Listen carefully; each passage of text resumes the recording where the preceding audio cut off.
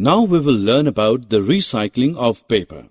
Paper recycling is the process of recovering waste paper and remaking it into new paper products.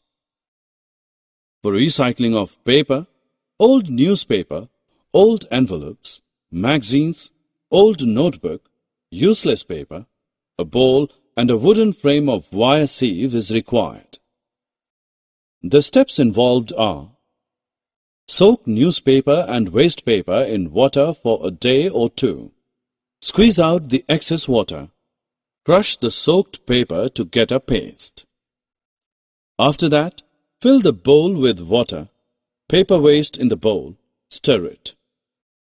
Immerse the frame of wire sieve in the watery suspension in the bowl.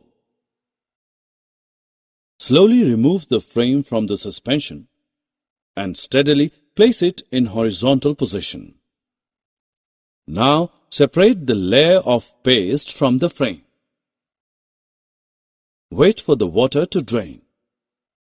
Thus we have the recycled paper.